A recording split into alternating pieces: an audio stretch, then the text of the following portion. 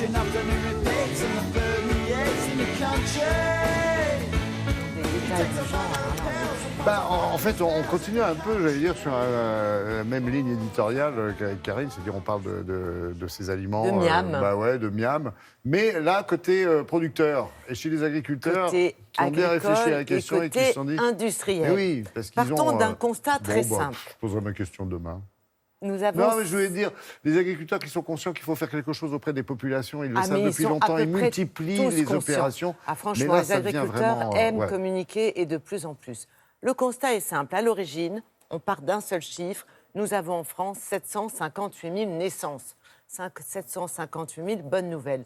Ça fait quand même beaucoup de petits bouts à nourrir une fois qu'ils ont lâché leur biberon et encore plus de parents à informer sur ce qu'ils vont manger.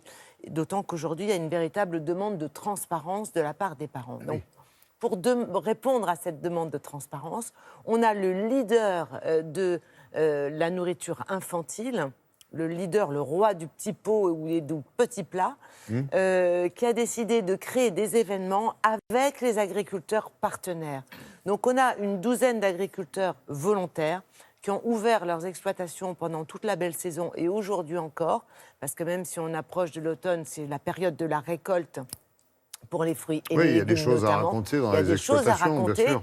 Et donc aujourd'hui, les parents peuvent se rendre sur place dans ces exploitations. Les Avec les agriculteurs enfants, vont expliquer leur métier, comment ça fonctionne, quelles sont les données de l'agriculture durable pour avoir des fruits et légumes qui soient à la fois bons et respectueux des sols. Donc nous sommes rendus sur place parce qu'il y a des ateliers qui sont C'est un peu organisés. partout en France. C'est quand même dans pas mal d'exploitations. La prochaine date, c'est la semaine prochaine. Et la date précédente, nous y étions. Olivier Delarue, le réalisateur, est allé assister à un atelier mis en place par une association.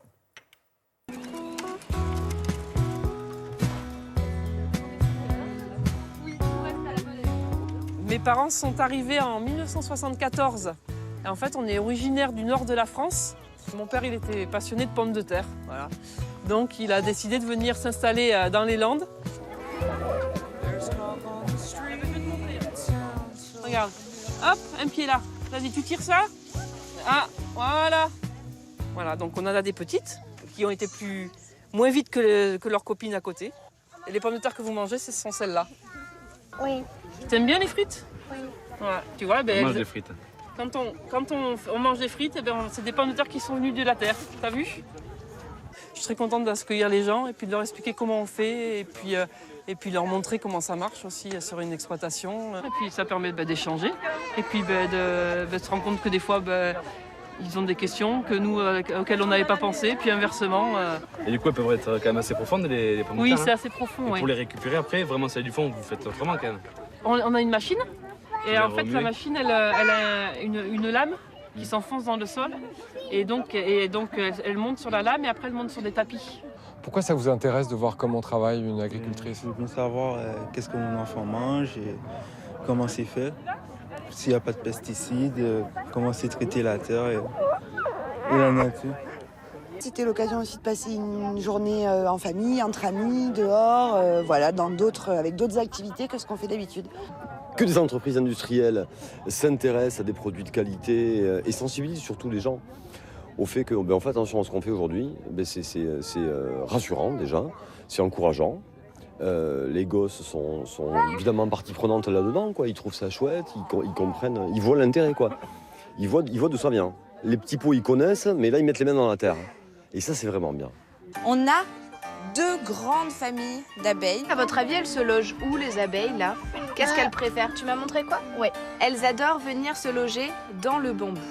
Pour Good Planet, qui est une association de défense de l'environnement et de sensibilisation, c'est très important d'être présent ici pour être capable de rencontrer le grand public, les sensibiliser aux grands enjeux de protection de la biodiversité. Je crois que c'est une sauterelle.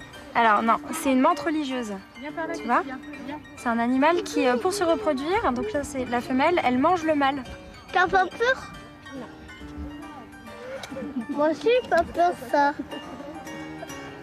Plus je te Voilà, on était en train de commenter les textos qu'on recevait des mamans après le bisou à tout le monde. Hein. C'est dingue quand même. Isabelle, qu'est-ce que je veux dire? Là, on était effectivement dans les Landes. Oui. Il y a d'autres opérations similaires dans Absolument. d'autres régions. Hein. Oui, prochaine étape, c'est donc 28 et 29 septembre prochain dans les Hautes-Alpes, chez un producteur de pommes. Et oui, ça va être la récolte des pommes. Et tout ça pour vous dire que de plus en plus, toujours à l'initiative du même Ouais. industriel, hein, je le Ouais. précise, c'est vraiment durant toute la belle saison. Et puisqu'on parle d'agriculture, je voulais vous présenter ce numéro vert 0805 382 382, mis en place par un collectif d'une centaine d'agriculteurs. Avec quel objectif? Tout simplement celui de parler, d'expliquer leur métier, d'essayer de rassurer le grand public, de renouer le contact, de parler de leur mode de culture, que ce soit en viticulture, que ce soit les céréaliers, Bien que ce soit sûr. les éleveurs. N'oubliez pas les betteraviers, ça va être la saison là. Ah, absolument. On va les croiser sur les routes. Ça dans les fonctionne centres. du mardi au samedi de 12h à 18h, je crois. Et surtout, ça a été mis en place il y a une semaine. Et on a déjà plus de 150 coups de fil et une quinzaine d'heures d'échange. Donc c'est une vraie réussite. Bravo. Et c'est Vive tant mieux. l'agriculture. Absolument. Merci beaucoup, Isabelle.